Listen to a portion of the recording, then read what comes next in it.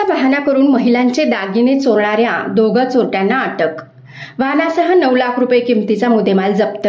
कोल्हापूर स्थानिक गुन्हे अन्वेषण खरेदीचा बहाणा करून महिलांच्या गळ्यातील दागिने चोरी करणाऱ्या इम्रान शमसुद्दीन मोमीन वय 38 राहणार बेगर वसाहत हेरले, सुदाम हनुमंत कुंभार वय 40 राहणार आंधळी तालुका पलूस या दोघांना अटक करून त्यांच्याकडील 2 सोन्याचे लहान मंगळसूत्र, लाल रंगाची तवेरा गाडी, चोरीतील 1 मोटरसायकल व इतर साहित्य असा एकूण 9,16,000 रुपये किमतीचा मुद्देमाल जप्त करण्यात आला आहे।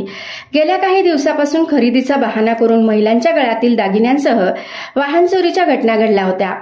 या प्रकरणी गोकुळ शिरगाव आणि शिरोळ ठाण्यात गुन्हे दाखल आहेत। सदर घटनेचे गांभीर्य ओळखून वरिष्ठ पोलीस अधिकाऱ्यांनी निरीक्षक रवींद्र कळमळकर यांना तपासाच्या सूचना दिलेल्या सूचनेप्रमाणे निरीक्षक रवींद्र कळमकर यांनी पोलीस उपनिरीक्षक सागर वाघ आणि पोलीस अंमलदार यांचे पथक नेमून तपासाच्या सूचना दिल्या आणि परिसरातील माहिती घेऊन फिर्यादी यांच्याकडून संशयिताचे वर्णन घेऊन तपास केले। मिळालेल्या माहितीनुसार तपास करीत असताना हेरले येथील इम्रान मोमीन यांच्याकडे सांगवडे येथील गुन्ह्यातील लाल रंगाची तवेरा गाडी असून तो सतत नंबर आणि स्टिकर बदलत असल्याचे समजले। त्याचा शोध घेत असताना इम्रान आणि त्याचा साथीदार तावडे हॉटेल ते सांगली फाटा मार्गावर असलेल्या एका दर्गाजवळ असल्याची माहिती मिळाली।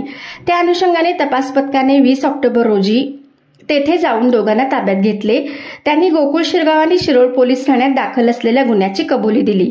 या दोघांना पुढील तपासासाठी गोकुळ शिरगाव पोलिसाच्या ताब्यात देण्यात आले। सदर आरोपीकडून गोकुळ शिरगाव, शिरोळ आणि शाहूपुरी पोलीस ठाण्यात दाखल असलेले गुन्हे उघडकीस आले।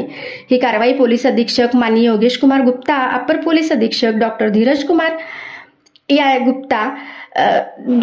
कुमार यांच्या मार्गदर्शनाखाली पोलीस निरीक्षक रवींद्र कळमकर, उपनिरीक्षक सागर वाघ यांच्यासह त्यांच्या पथकाने केली।